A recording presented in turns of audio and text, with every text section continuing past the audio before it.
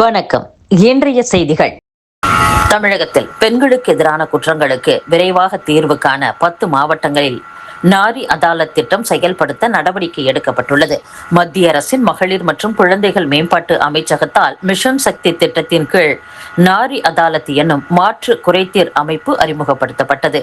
இதை கிராம பஞ்சாயத்து அளவில் அமைக்க சமூக நலன் மற்றும் மகளிர் உரிமைத்துறை இயக்குநரகம் உத்தரவிட்டுள்ளது.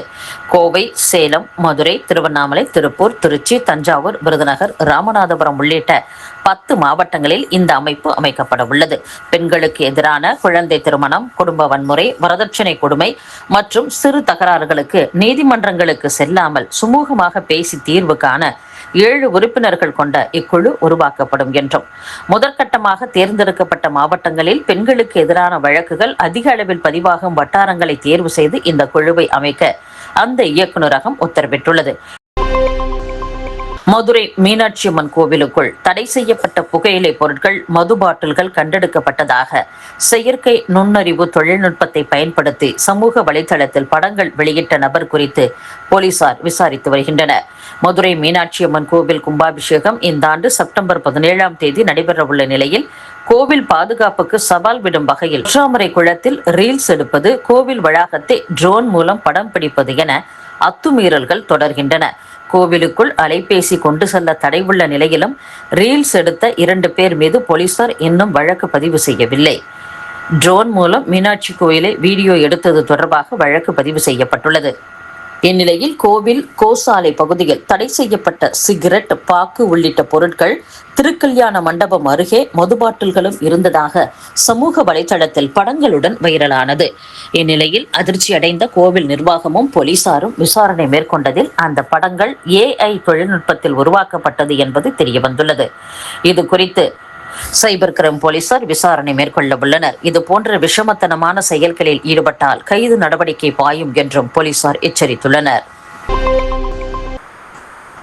சேலம் மாநகராட்சியில் குடிநீர் வழங்கும் திட்டத்தை தனியாருக்கு வழங்கும் திட்டத்தை கைவிட வலியுறுத்தி முற்றுகை போராட்டம் நடத்திய 41 பேரை போலீசார் கைது செய்துள்ளனர்.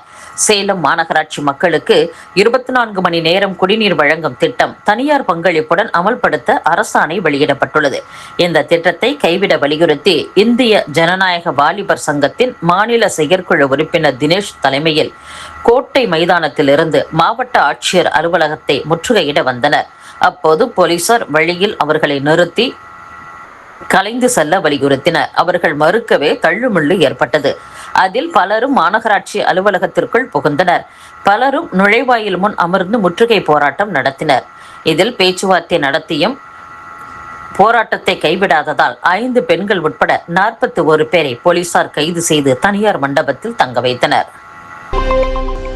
சபாநாயகர் JCD பிரபாகர் முன்பு அதிமுக பொதுச் செயலாளர் எடப்பாடி பழனிசாமி ஜூலை 30ஆம் தேதி ஆஜராவாரா என்பது குறித்து அதிமுக MLA விளக்கம் அளித்துள்ளார்.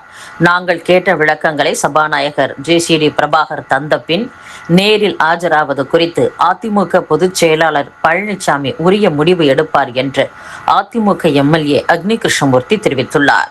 சென்னையில் தலைமை செயலகத்தில் சபாநாயகர் பிரபாகரை சந்தித்த பின் செய்தியாளர்களை சந்தித்த அக்னி கிருஷ்ணமூர்த்தி, அதிமுக சார்பில் தேர்தலில் போட்டியிட்டு வெற்றி பெற்ற MLAக்கள் தங்கள் பதவியை ராஜினாமா செய்துவிட்டு ஆளும் கட்சியான தாவேகாவில் இணைந்துள்ளனர். அவர்கள் மீது கட்சி தாவல் தடை சட்டத்தின் கீழ் நடவடிக்கை எடுக்குமாறு சபாநாயகரிடம் அதிமுக பொதுச் செயலர் பழனிசாமி மனு அளித்துள்ளார். அந்த மனுக்கள் மீது நடவடிக்கை எடுக்கும்படி தொடர்ந்து வலியுறுத்தியும் சபாநாயகர் உரிய நடவடிக்கை எடுக்கவில்லை. நேரில் சந்தித்தும் உரிய விளக்கம் தரவில்லை. கட்சி தாவிய முன்னாள் MLAக்கள் அளித்த விளக்க கடிதங்களின் நகலை வழங்கும்படி கேட்டுள்ளோம். அது கிடைத்தால்தான் அவர்கள் என்ன சொன்னார்கள் என்பதை தெரிந்து கொண்டு சபாநாயகரிடம் நாங்கள் பதில் தெரிவிக்க முடியும். கடித நகலை தருவதாக சபாநாயகர் கூறியுள்ளார். வரும் 30ஆம் தேதி பழனிசாமியை நேரில் ஆஜராகும்படி சபாநாயகர் கூறியுள்ளார். நாங்கள் கேட்ட விளக்கங்கள் கிடைத்த பின் சபாநாயகரை நேரில் சந்திப்பது குறித்து பழனிசாமி உரிய முடிவு எடுப்பார் என்று அக்னி கிருஷ்ணமூர்த்தி கூறியுள்ளார். என் நூல் வெளியீட்டு விழாவில் முதலமைச்சர் விஜய்க்கு பதில் சமாஜ்வாதி கட்சி தலைவர் அகிலேஷ் பங்கேற்பார் என்று மதிமுக பொதுச் செயலாளர் வைகோ தெரிவித்துள்ளார். நாடாளுமன்றத்தில் மதிமுக பொதுச் செயலாளர் வைகோ ஆற்றிய உரைகள் வைகோ இன் பார்லிமெண்ட் என்ற பெயரில் நூலாக தொகுக்கப்பட்டுள்ளது. அதன் வெளியீட்டு விழா வரும் ஆகஸ்ட் 4ஆம் தேதி டெல்லியில் நடைபெறுகிறது. அழைப்பிதழில் நூலின் முதல் பிரதியை லோக்சபா எதிர்க்கட்சித் தலைவர் ராகுல் காந்தி வெளியிட தமிழக முதலமைச்சர் விஜய் பெற்றுக்கொள்வார் என்று குறிப்பிடப்பட்டிருந்தது. இந்நிலையில் தலைமை செயலகத்தில் முதலமைச்சர் விஜயை சந்தித்த வைகோ பின்னர் செய்தியாளர்களை சந்தித்தார். அப்போது டெல்லியில் நடைபெறும் என் நூல் வெளியீட்டு விழாவில் முதலமைச்சர் விஜய் பங்கேற்றால் ஆயிரக்கணக்கான மக்கள் வருவர், கூட்ட நெரிசல் ஏற்படும் என்பதால் நீங்கள் வரவேண்டாம் என முதலமைச்சர் விஜயிடம் நானே தெரிவித்துவிட்டேன். எனவே என் நூலை ராகுல் வெளியிட முதல் பிரதியை உத்தரப்பிரதேச முன்னாள் முதலமைச்சரும் சமாஜ்வாதி கட்சி தலைவருமான அகிலேஷ் யாதவ் பெற்றுக்கொள்கிறார்.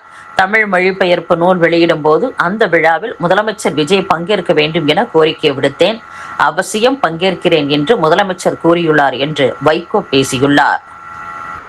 இதனிடையே டெல்லியில் ஆகஸ்ட் 4ஆம் தேதி நடைபெறும் விழாவில் மத்திய அமைச்சர் அஸ்வினி வைஷ்ணவ், அகில இந்திய காங்கிரஸ் தலைவர் மல்லிகார்ஜுன கார்கே, தேசிய மாநாட்டு கட்சி தலைவர் ஃபரூக் அப்துல்லா, தேசியவாத காங்கிரஸ் தலைவர் சரத் பவார், பாமக தலைவர் அன்புமணி, பிசிக தலைவர் திருமாவளவன், தமிழ் மாநில காங்கிரஸ் தலைவர் ஜி.கே. வாசன் உள்ளிட்ட தலைவர்களுக்கும் வைகோ அழைப்பு விடுத்துள்ளார். இத்துடன் செய்திகள் நிறைவடைகின்றன. மீண்டும் நாளை சந்திப்போம். வணக்கம்.